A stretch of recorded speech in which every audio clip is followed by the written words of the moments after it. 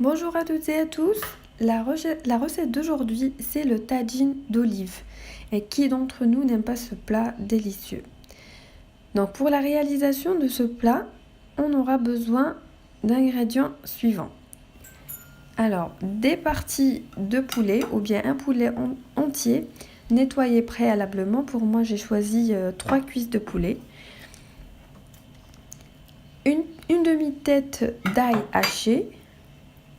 Une tomate hachée, 500 g d'olives dénoyautées vertes. Alors pour les olives dénoyautées, on doit les faire bouillir 2 fois pour leur enlever le sel.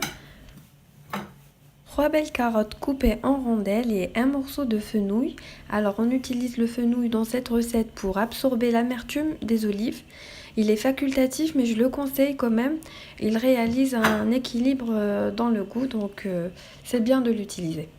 Alors 2 feuilles de laurier, du poivron noir et du sel. Donc on peut dire que la difficulté majeure de ce tagine est le sel, car les olives sont à la base salées même si on les fait bouillir.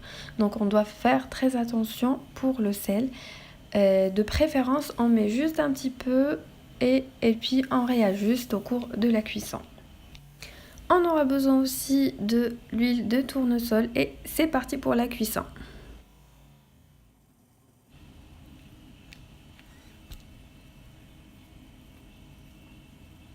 Alors, on met un peu de l'huile de tournesol au fond de la cocotte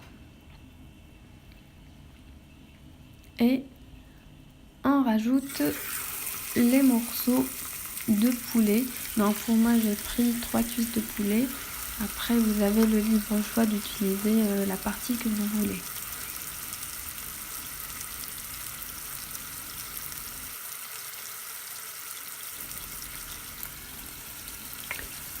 On rajoute l'ail haché, la demi-tête d'ail haché, la tomate hachée, les 2 feuilles de laurier,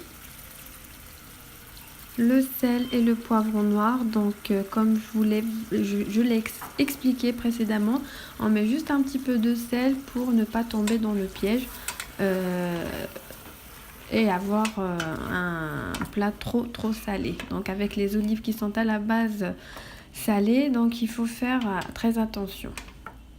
On mélange le tout et on laisse mijoter pour quelques minutes sous un feu doux et on revient dans quelques minutes.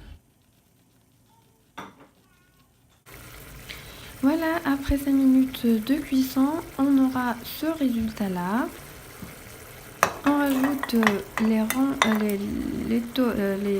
carottes coupées en rondelles, les olives